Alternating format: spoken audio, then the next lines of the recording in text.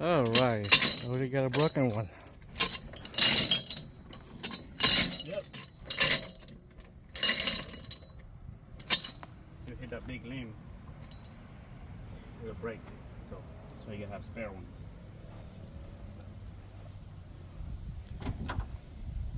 So what I really don't like about this flare mower is once you hit something hard, like I was testing out one of these flare mower tooth and see if it could go through like maybe a 1 inch. It was probably 1 inch tree limb, and if it's really hard on the bottom, it's gonna break your teeth off, definitely.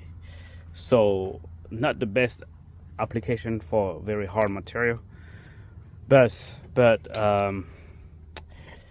I'll mulch everything into small little tiny pieces. That's the good thing about it. So I've ordered like a bunch of them because I knew that that's something that's gonna happen anyway. But overall, I mean, just try not to hit anything hard if you want it to last, if you want your flare mower to last longer. So that's that. So I gotta replace that tooth now.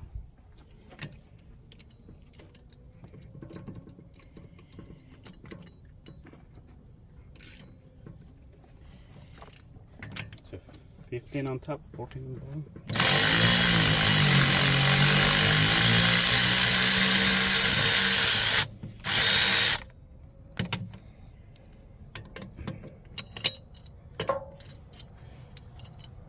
Yeah, you ain't gonna lie, should be just the blade. I know, because it expands. Should make it better, no, all closed in.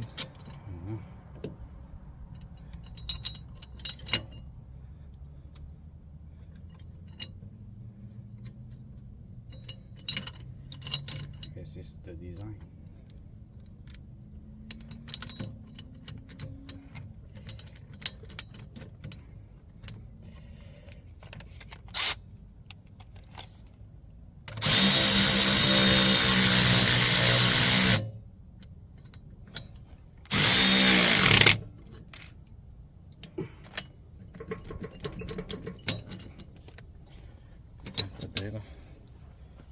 Okay, so I got this new tooth on it, so now hopefully I don't hit anything hard again.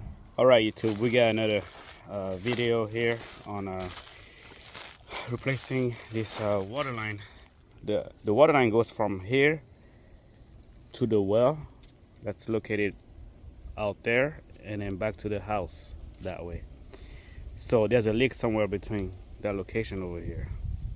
So what we're gonna do is probably clean up all these brushes first with the mulcher so we can get to it, and use the backhoe to actually do a direct connection to the house. So the water comes in to the house somewhere around this area over here, and then we don't see any leaks anywhere at all, so we're just gonna run a brand new line all the way to the meter. The existing water line actually runs from the well here from the well out there to the meter out there. That's how they ran it originally, and we don't see any leaks over here.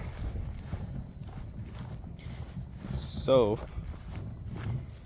best thing to do is just to go ahead and run a new line to it. But what we know is that there is a power cord for right here that goes all the way back to the house, so we got to watch out for that, and then hopefully we don't hit it. So we'll see how it goes. So before we get started, I gotta get rid of all these brushes around here and to get to the water meter located over there. So this shouldn't take long at all for me to clean up.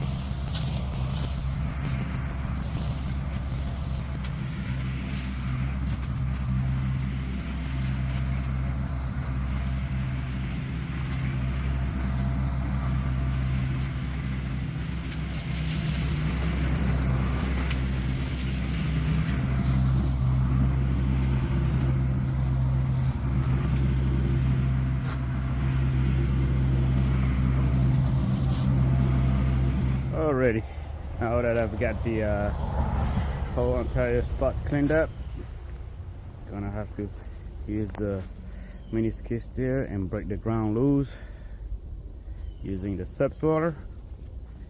Gotta go all the way out there because the ground's probably super hard down there. So before I use a little backhoe on the 1025R tractor, I'm gonna break the ground loose.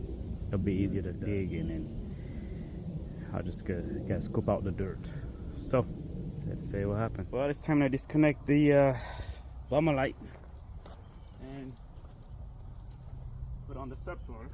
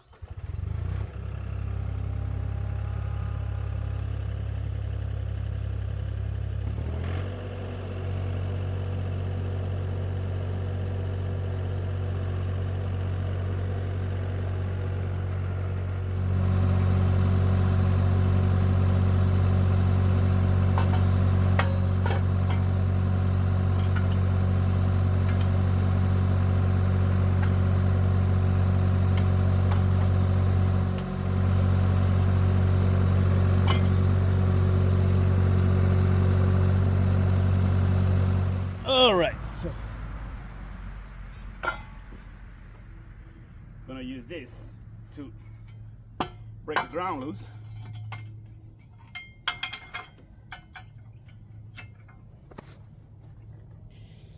Alright, and we got this subswaller here. It's made by Heavy Hitch, made in USA. It's a single piece of metal, solid piece of metal. It's not hollow in there. So we're gonna break the ground loose with this bad boy right here. So before you start digging, you always want to call 811, because if you don't know where your utilities are at, then you can probably hit any underground utilities around here. For us, we have called 811 and know exactly where the utilities are at already. You got a cable internet line that's going to the neighbor over there, and then one going to this house over here. So from here to there shouldn't be anything, except for a electrical line that goes to the well. So we're probably gonna dig that section by hand just in case we hit that. So we're gonna use a subswaller here to see how to try to break the ground on this setup here. So we're gonna start the meters over here. The water meters over here. So I'm probably gonna start over here just to be on the safe side, so I don't hit the existing line that's actually going to that well out there. That way we don't have to work. Well, I may have to turn the water off as well. So at the meter area. But I'll use the backhoe for this little section over here.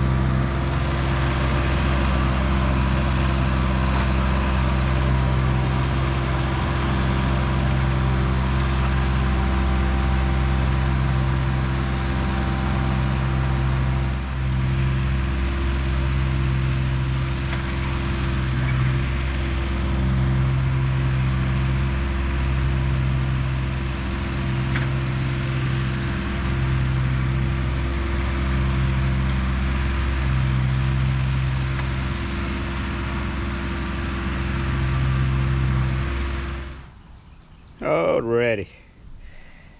I'm about to bring the backhoe out here and get it working. It's 90 degrees out, so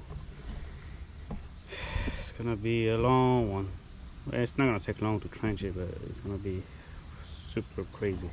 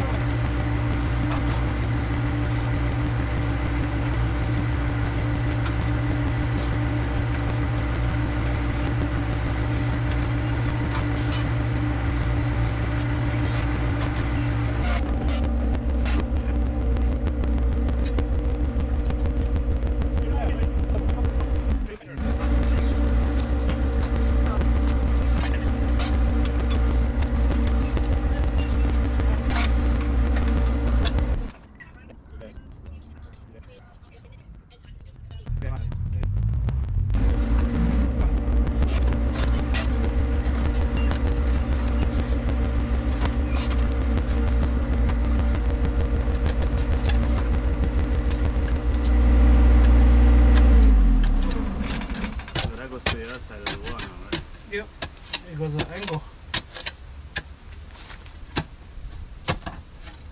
You don't need to do all that. I'm gonna run a new line. Yeah, you don't run a new line.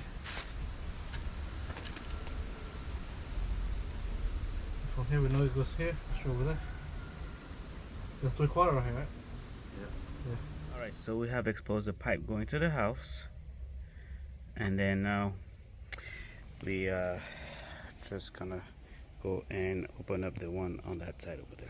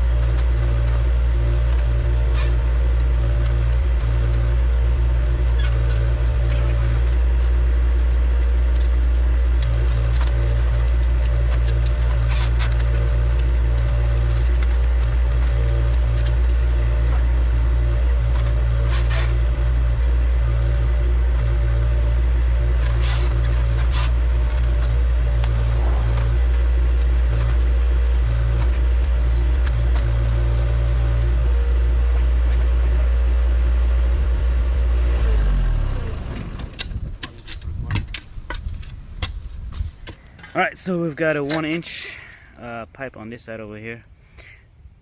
We're just gonna go ahead and get the shark pipe for the regular 3/4. Goes up. Let it go all the way to the house like that. Alright.